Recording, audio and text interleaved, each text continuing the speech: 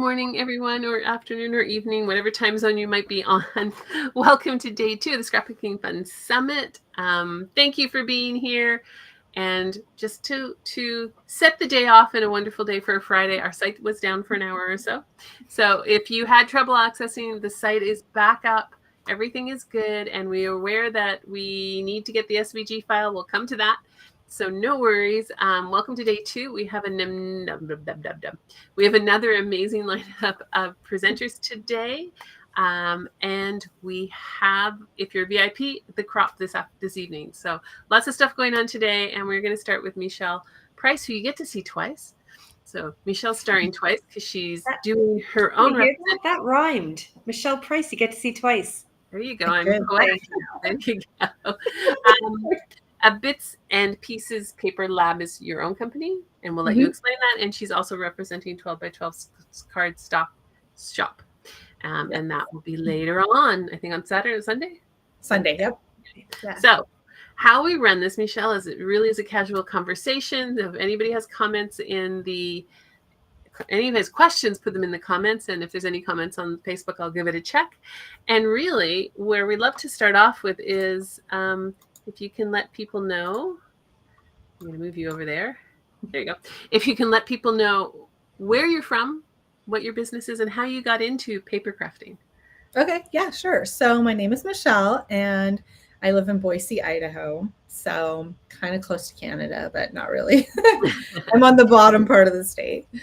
And Bits and Pieces Paper Lab is specifically card makers using their Cricut and Silhouette machines. So I fell in love with paper crafting. It's kind of a funny story, actually. I was like 21 years old and dating my husband, and he has much older sisters. And so my future sister-in-laws invited me to come and make rubber stamped cards with them. And I was like, that's such an old lady thing to do, but okay. And I went and I was like, oh my gosh, I'm in love with this. And then I just from there on, I was obsessed. So I started with cards. I moved to scrapbooking for a while. And then I actually bought one of the very first silhouettes when it was like a brand new thing and started doing that. And so anyways, then I worked for a company designing SVG files. And now I make SVG files specifically for card makers because that's where my passion is making cards. Excellent. Do you make SVG files both for the Cricut and the Silhouette, or does it matter? Yeah. So yeah. There's different file types. So it's the same file, but you just different file types. Yeah. Yeah. That's been a big thing since we started this summit is it's all Cricut and all the Silhouette users are, could you give us? So thank you for that for the Silhouette users, because we've gotten a lot of requests for that for Silhouette. We have more. Tracy's found a lot more Silhouette excerpts, so we have that this time. But that's exciting. So yeah, thank you. I'm just curious now, since we're talking about the two machines, do you have a preference, or I often get questions, and I'm not a Cricut or a machine. I'm not a techie at all. Okay, so. People say, well, which one should I get? Or what's the value of one versus the other? Or the brothers haven't cut, or, I know, yeah. I don't, and now there's a new Sice or Juliet. There's like a new one, a brand new one too. So, honestly, like the machines, to me, the cutting on the machines isn't that much different, but the software, I think, is where it's at. So if you're not techie and just want to open a file and cut, I think the Cricut's for you because it just is really easy to use, and their software doesn't have a lot of design features. If you want to be able to design your own SVGs or open something and really edit it, then I think a Silhouette is better because their software is a bit more robust and you can do a lot more things. So I honestly would decide off the software. That helps. Yeah. That's actually a very good answer, probably the best we've heard. So thank you for that. And anyone who's listening live, put a comment. If you're listening to the replay, definitely put a comment. We'll circle back and grab the comments. And Michelle and every speaker has a post in the Facebook group. So a couple of things. Go in and post and give her some feedback. I think one of the biggest things that people love, our speakers love, is seeing you implement what they're teaching you. So if you make a card this weekend from Michelle's pattern, go and share it, right? We've had some people share the images from the Infinity box. that Annette had yesterday. So if you're doing this and you're doing it, share what you're doing, because it's so cool for them to see it and get the feedback. Or if you have any questions for Michelle, you can post them on her post in the Facebook group. I love to see when people take the file and make something like just a little different. I'm like, oh my gosh, I now I want to make it that way too. Exactly. So please share. If you have any questions, let us know. So do you want to walk through your project that you shared? Sure. Yeah. I actually grabbed it so that I have a sample. So we're making a mason jar shaker card. So the little pieces inside shake around. It's kind of giving it a glare, but so that's my project. And one of the things that I love about this is I designed the shaker part so that it's pretty much separate from the card. So you could actually use this as like a gift tag or even a scrapbook embellishment. The whole mason jar, you create that first and then you just attach that to a card. So that's my project. And I will get the SVG file. You can have it. We'll get that uploaded. So yes, yeah. Tracy, you had a question? Oh, it's just because, again, I have not been able to watch all the videos. We get them and we just kind of go, okay, looks good, looks good.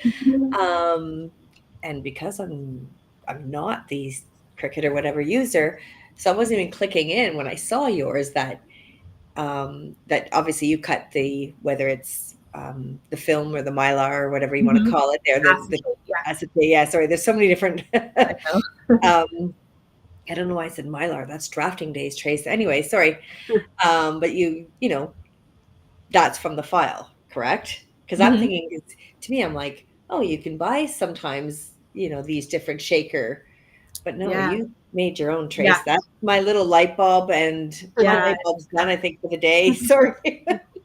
See what you can do if you get your machine out, Tracy. If you don't have a Cricut, oh man, you're missing out. Yeah. There's so much you can do. So Tracy gets called out on this all the time. Tracy does have a Cricut. Okay. It's just not out of its box. It's a decorative piece. I like that. Thank you. But I don't think, I mean, one of the reasons I call out Tracy beyond this just being fun is there's probably other people who have that. It's like, they buy the machine and they're intimidated to use it. So this is a great question for you since you have both of them. If somebody's like thinking about buying a Cricut or a Silhouette and hasn't bought one or has one like Tracy and it's sitting in the box, what's the first piece of advice you give them if they're intimidated by both the machine and I think for Tracy, I'm speaking for you, it's more the software than the machine. Yeah, true. Yeah. Well, I mean, I agree there is a learning curve. I'm not going to deny that. I'm not going to say it's like so easy. There is a little bit of a learning curve. For me, and maybe this is just how I learned, but I started by watching a bunch of videos and I was just watching them but not doing, and it just was like, ooh, I was not retaining it all. So even now when there's something I don't know how to do, like I'll just start making a project and then I'll go until I get stuck. There are so many good YouTube tutorials. So I'll just go till I get stuck and then I'll go find something that answers my question. And when you do it that way, you really remember it because you need it and then you learn it and then you retain it. So, and then also I would point out Sean Mosh, who is one of the presenters also, she's one of my friends. She has some great Cricut tutorials. So she's a great place to start if you need help. And she has a group, she'll answer questions too. So yeah, she's been very generous. She's been a guest in our circle, in the Scrapbooking Fun circle. She's been a guest on that, and she's extremely generous with her time and answering questions on that. So would you suggest, I guess maybe another question on that is, what's a simple project to start with? Like you wouldn't start with your shaker card, I don't think, would you?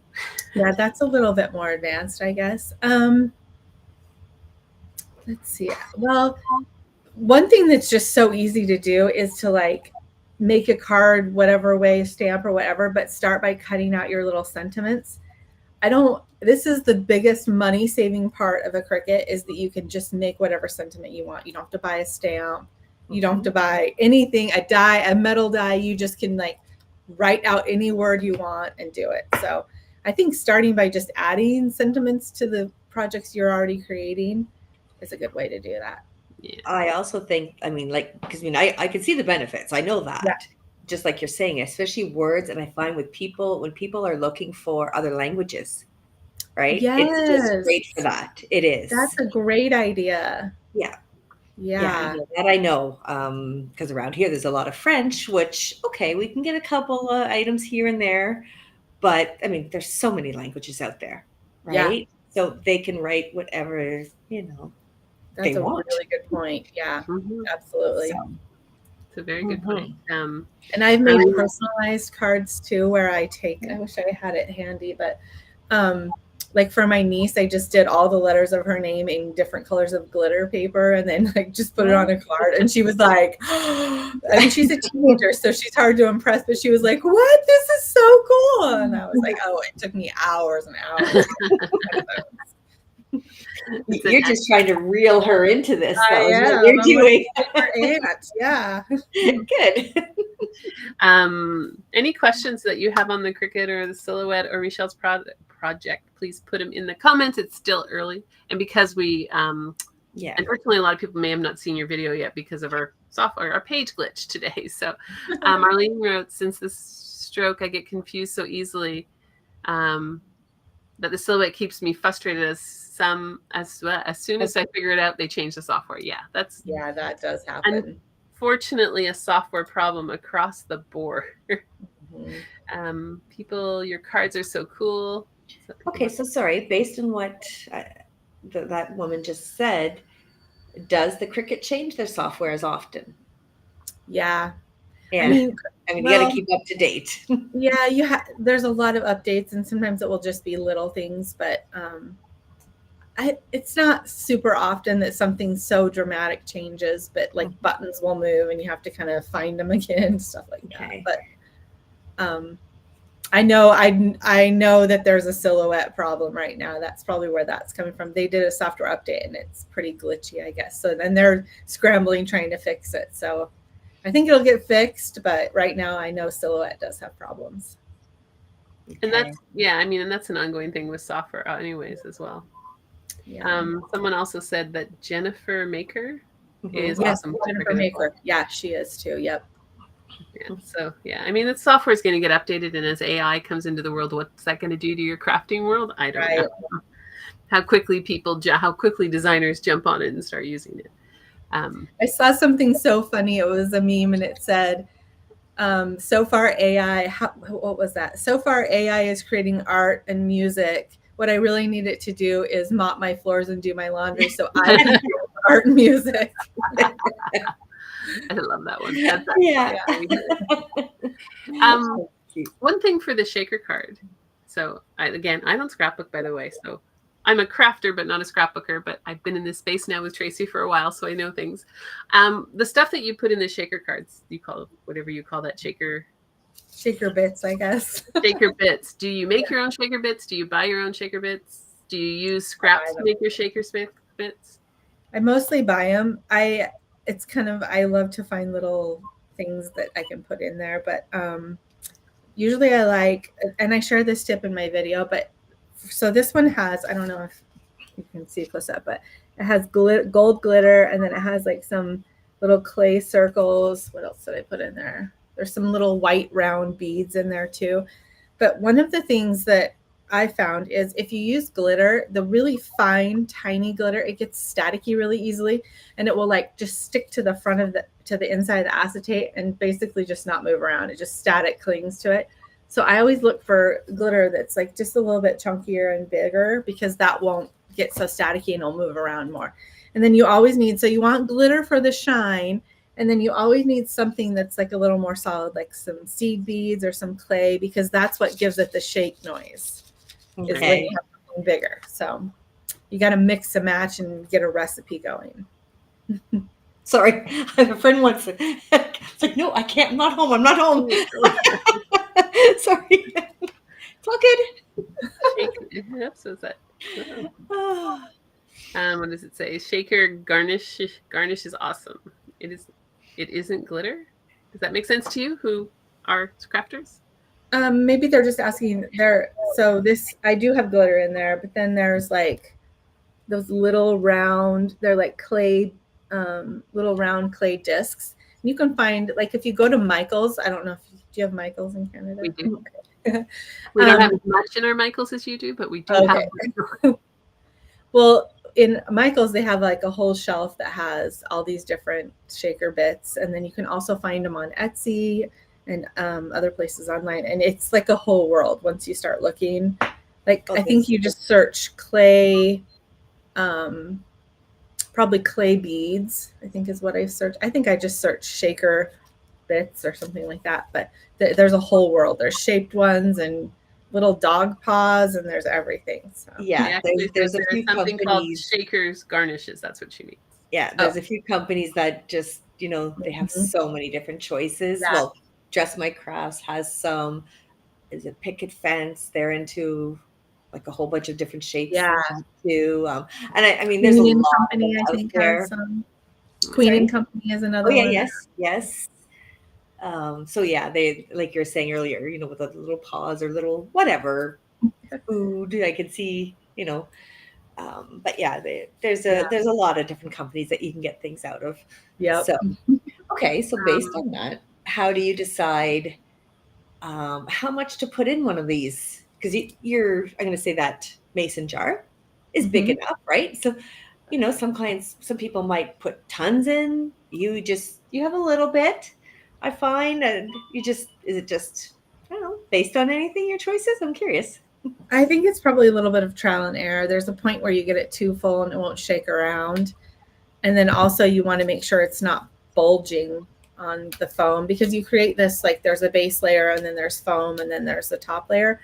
So if it starts to get too full, then it's like bulging and your foam tape will pop and then you just have a mess. So I think you just have to like do it a few times. And I think I probably err on the side of sparsity just because I really like it to shake around a lot. So here's a great hint. And I'm going to go back to some other questions, but I rub alcohol swabs on my acetate so the glitter doesn't stick on the acetate. I heard you can use glass cleaner too. That's a good tip. I'm going to try that. Thank you, Carol. You get tips. What was it? Darlene, we know the SVG file isn't there yet. It will be there sometime this afternoon. We just have to get some time. From people, so thank you for your patience when something isn't there, or missing, or our website goes down for an hour. There's a lot on these pages. There are thousands of links, thousands of images. It's very easy. We had one that was off this morning, but we fixed it. So we do our best, but there's a lot of information on these pages. So we will get the SVG file to you. And if you're VIP, we will put it in the VIP section. Put a note for that, Tracy, because I'm going to forget that I just said that. But we will put it in the VIP section for you too. I was trying to see, am I able to leave a comment on this chat? I guess I can't while I'm in. Yeah, you can. You usually can if you go to the bottom where there's like an R. Do you have that at the bottom of your screen, of the chat? No, I can. Maybe. You should be able to type in. What would you like to comment? I can type. Oh, I was just going to put the link. So you see where it says private chat? If you click it in there, I can put it in the other one. There you go. I don't know. And we will put this in our own so that you can download it. But there's the link to the SVG file. The other thing is that now I have the link. I can reply to a lot of people as well. Yeah, I'll put it on. Now that I have it, I'll stick it on the in fact, if you ask a question, I'll fix it in about 2 minutes. So I'm curious about your, you said that you do a lot of the designing of the files. So you just design them on your own? Do you get ideas from people? What makes you go, oh, I'm going to do this today? Well, I'm a little bit obsessed with making cards. So I will see something like well, okay, here's an example. I was at Home Goods last April and I saw this felt Easter basket and it was like purple with this white lattice. And I was just like, I need to make a card out of that. And so then I went home and I made a purple background with the white lattice and then added flowers. It was just, I just get inspired by everything. And I'll see like a cool, one of the things I love to look at is graphic t-shirts because I love like the font combos and some of the color. So whenever I get stuck, I'll go like browse graphic t-shirts and it just kind of sparks my creativity. So, and then this is a question I get all the time. So I'll just share this. Yeah. What do you do when you're stuck? Like when you are just creatively stuck and you want to make something, but it's just not flowing. I've had that happen. And what I do is I'll just go copy something that someone else has made and just make it. And like usually, and not like I'm not making it to sell it. I'm just making it for fun. But I'll just like say, oh, I love that. I'm just going to make that. And I don't put any expectations on myself.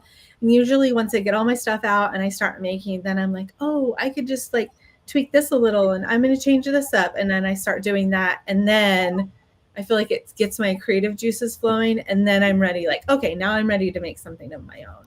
Okay. So, good stuff. Just copy someone and you got to get the creative juices flowing. Yes.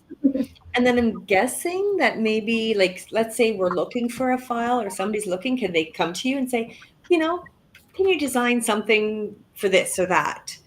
Yeah, I have done that before. I'm pretty slow at it just because I work full time for 12 by 12 cardstock shop. So don't have a ton of time, but I made a shaped dog card and someone asked me to make a specific breed of dog. And so I do stuff like that when I have time.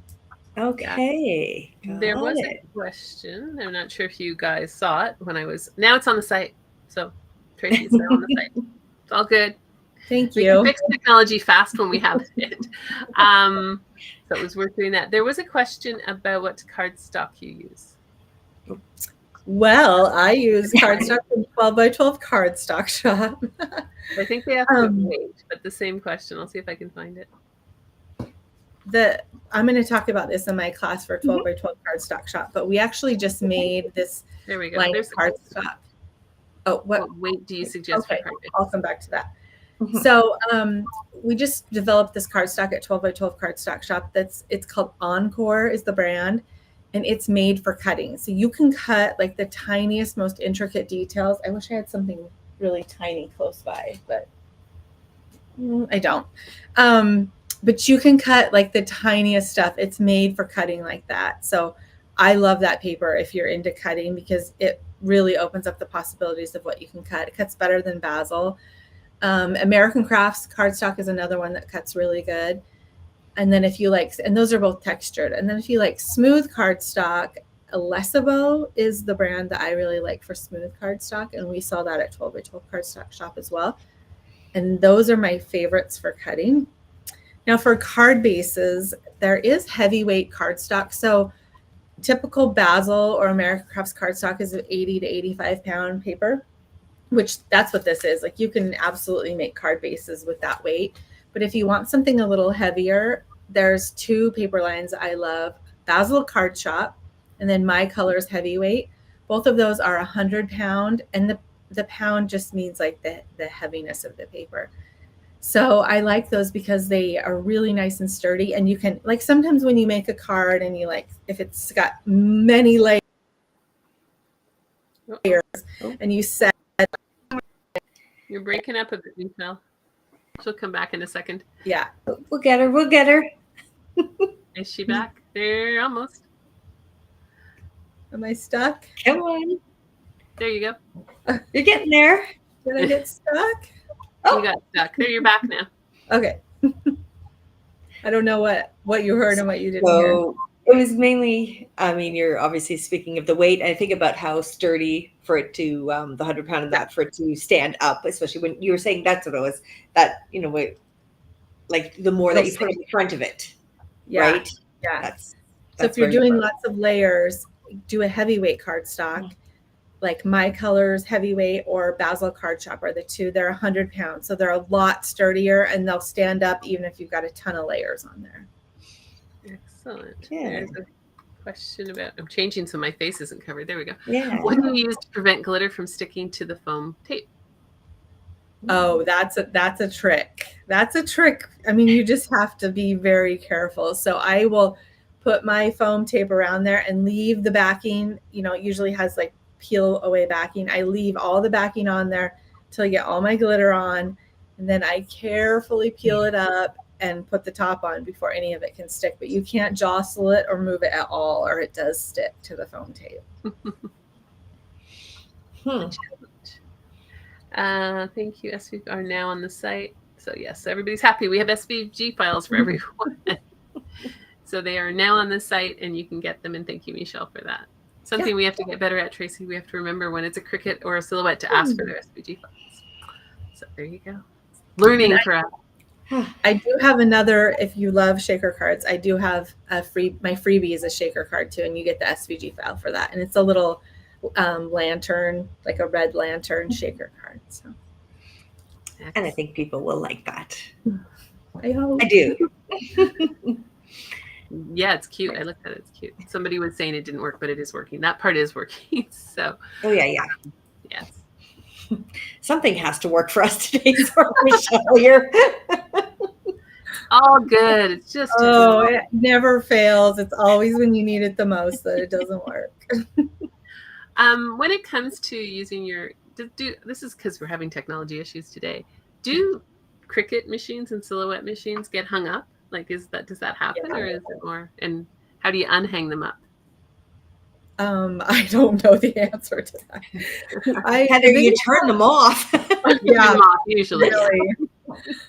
The biggest problem I have with my Cricut is sometimes it just won't connect to Bluetooth, and I'll like move my computer, and I'm like, "Hey, listen!" Like I don't know what to do, but I just turn it off and keep trying.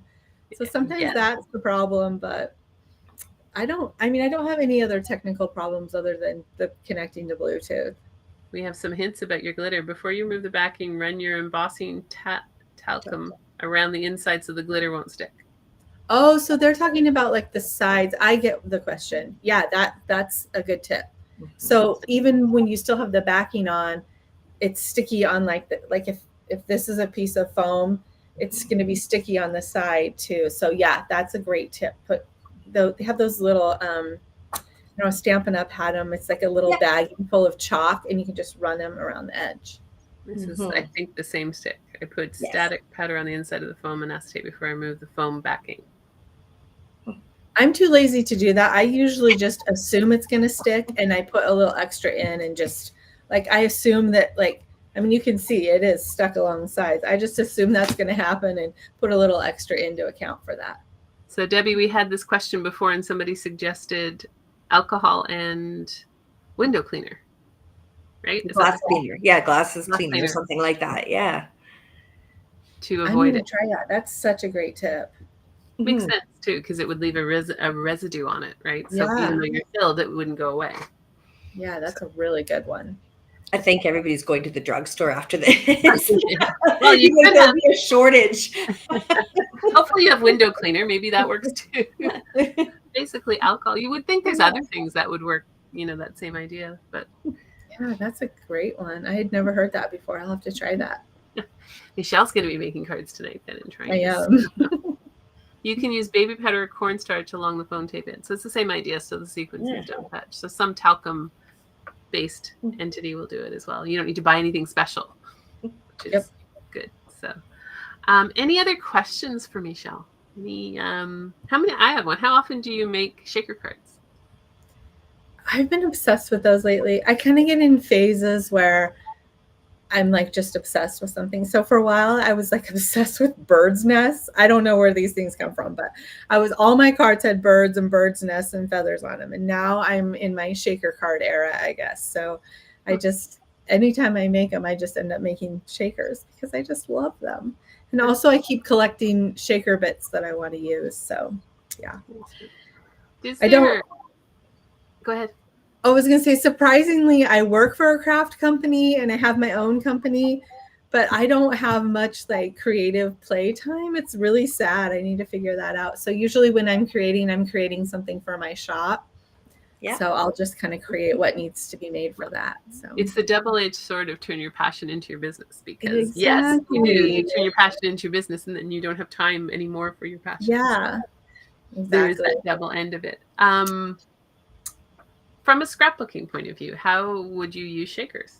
Does anybody use shakers? Is that something you can incorporate in your scrapbooking pages? Yeah, I would. I mean, I made this so that it could be a scrapbook embellishment. So you could even sit down and just make a bunch of them, maybe shrink it a little. That's why SVGs are so great, because you can make it any size you want. But you could even just sit down and make a bunch and then just have them on hand. When you buy an embellishment like this, I mean, these are like or $5 just for a single little shaker to add to your scrapbook. So you could just sit down and make a bunch and then have them on hand in your stash. That's a good idea. Yeah. I know it's kind of going back to the 12 by 12 cardstock shop. Sorry, but do they sell the acetate as well? Yep. Or make their own, or is it? No, we sell that. Yeah. Okay. Yeah. Okay. Yeah. Could you please? And we actually do have Mylar. Okay. Said, Oh my! nobody would That know what came Mylar out of is. my mouth. Yeah, Like- we do have it. So this might be an issue for you to look at, Michelle. I don't know. Somebody's saying we're not going to post it because can you please post the SVG file for the lantern as well? Because I did not get an email with the SVG file sent to my inbox. So they would have signed up. So you can check your spam folders, check your other folders. Yeah, first. there is a delay. So there's a delay. Yeah, it does. It comes like within an hour, I think so just be a little bit patient. And I think if it doesn't, you can just send me an email and I'll help you. But there is a bit of a delay. You're using MailChimp, aren't you, today? Right. Yep. Yeah. MailChimp's having some problems. We know from Annette's issues. So you may not or may be affected by it. But MailChimp was having problems yesterday. What are the chances? It's just technology, yes. So yes, you will get it. If you don't get it, then either email Michelle or email Tracy, and we will give you the files. But it's important that you do sign up for it. We're not going to post it because it's how Michelle can communicate with you. Right? That's how you can be on her list for all the amazing stuff that she does. And I do send out free files every month. So yeah. So that's why if you want to, even if you don't want her, what is it? The free lantern shaker card. Sign up for it because then you get the opportunity to get all of her free ones. And that's why we have our speakers offer you these freebies so that you can enjoy all that they do as you move on. So definitely sign up for hers, whether you want the lantern or not. That's going to get you on her list. And you never know. You might not want a lantern today, but you might want it in a week from now or more from now. It's true too. Right? Yes, Cindy said she ordered it yesterday and it was in your inbox this morning. So yeah, this is a really big summit with a lot of technical stuff. So it just happens, right? And if you want access to Michelle's video or anybody else's video and you want to watch them, consider the VIP because the VIP pass is something that's still available. There is a discount coupon from 12 by 12 Cardstock. Cannot speak. Cardstock shop. There we go. There's a coupon in there for 12% off. And that one's only available, I think, until Monday. So if you're going to buy stock to make these cards, and do they sell the I cannot speak. Yeah. Do they sell the shaker bits, or they primarily sell the cardstock? So right now we don't sell shaker bits, but they're coming soon. So there you go. So I've been able to successfully convince everyone that we need. That is quite a mouthful, though, to sell shaker bits. Shell shaker. Yeah, there's too many S's in there. See, and again, I know we're talking about 12 by 12 now, which is not fair to you. No, and it's sorry, fine. we will have Michelle again. And Both my worlds, so. yeah. And then, because at the moment, I believe you said that you guys ship in the States, correct? In the United States. But we do ship internationally. We ship internationally, but it's just kind of expensive. And we are just doing everything we can to get the price down. But I know that Canadian customers and international they aren't happy with the shipping prices. Well, that's and it's we're used to it. That's totally normal. You know, I get it. That's why I'm like, yes, I ship in Canada. But, it's like, sure, I can ship to you, but this is what it'll cost, right? Right. Yeah. So I get that.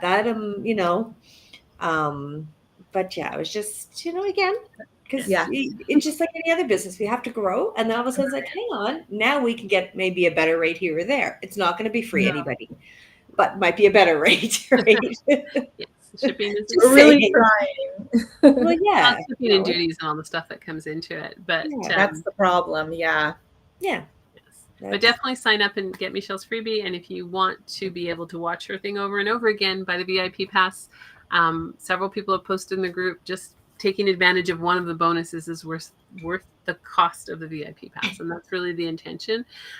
If you plan to make an order with 12 by 12 cardstock, for example, get in there, you got a 12% discount, right? So you can use that and pay for the cost of the VIP pass and have access to all of the amazing videos, plus the freebies and all that stuff for at least a year. So we would love to have you do that. And if you have any questions, any other questions for Michelle, we will be back later today, a lot today, with Lisa Horton in a half an hour.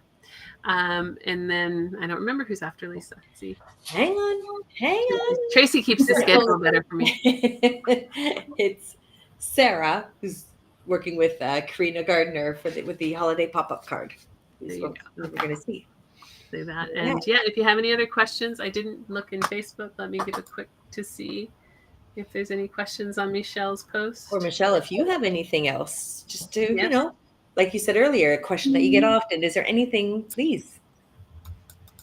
I know we're putting her on the plate in this spot. I'm just trying to think of what I just responded. I saw someone who said they didn't get the file yesterday. I didn't realize there was a MailChimp glitch. So after the end of the summit, I'll just send an email to all the new subscribers with the file so that everybody will for sure get it. So yeah, and if it helps you at all, it's not like I knew there was a MailChimp glitch from at least one, like she was having an issue and I was getting some emails. For you, knock on wood, I didn't get any. Okay. So it probably hasn't hit you that hard or yet, who knows, right? It's, yeah. No, that's it. Excellent. Well, thank you so much, Michelle. Thank you for joining us here. Thank you for being part of this summit. We've really enjoyed it. And thanks everyone for the comments. We will keep on top of all the technical stuff. I just got another comment inside, so I'm going to present this. And we'll have to follow up with that person. Is some people, when they click on a link in our email, are getting a malware. It is not, there is no malware on our site. There is no tech issues on our site. It's a problem with the new way that emails have to be sent. So email regulations changed in February and made it a lot harder for people to send emails. And this is a problem with that and the people who are using really one malware detector. So it's a very specific problem and it's only happening to a small set of people. And if you're having that problem, send us an email because we can send you the information bypassing that and you won't have the problem. So there is no malware on any of our sites. It's not an issue with our sites. It's an issue with a change in how emails are delivered without getting super, super technical.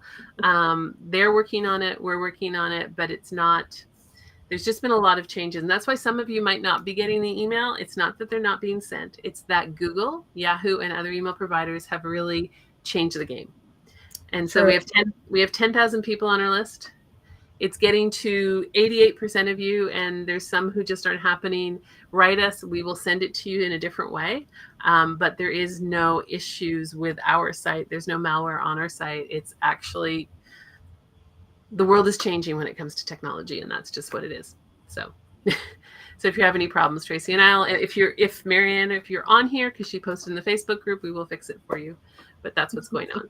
And for those who are in the VIP, our VIP area is run on a completely different platform. So it's not related to our site or our email server. It's in a completely different place. So we will fix that one. We've posted about it too, but we'll fix that. It's not something we have any ability to fix. You're going to see this from other people as well. It's just anybody who has an email list of any significant size will start seeing these problems. So that's what's going on. It's true. It's a problem. It's a problem. It's been a lot of work for people. So if you're getting emails, realize that whoever you're getting them from us or from Michelle or from one of our other speakers, they've had to do a lot of work to actually make sure they get to you. And I don't think people notice that. They say, oh, I'm not getting it. But there's been huge changes in the email world that makes it a lot more difficult for us to send you information in bulk. So there you go. I love how you say my name, Heather. Michelle. I love it. How do you say it? Michelle. Michelle. My niece is Michelle. Like a French spin, Michelle. Oh, that is. That might be because I grew up in a French city. That would be. I love it. Michelle. And my niece is Michelle. So it makes me sound so much fancier. There you go. I would say it with a French accent, or with a French inclination, Tracy. It's same with Alicia, who we had on. She pronounces Alicia from Australia. That sounds fancier too. Alicia. And I'm like, I have to think about it every time because my other niece is Alicia, so I'm so used to saying it. But thank you. My French upbringing environment will say that I still have a little bit left in me. Yeah. Excellent. Well, thank you so much for being here. Thank you, everybody who's live. We will be back with Lisa Horton in about 20 minutes. Yes. It was we will great chatting with you all. Thank you. All the best to you. And we will see Thank you on you. Sunday. Bye. Thanks.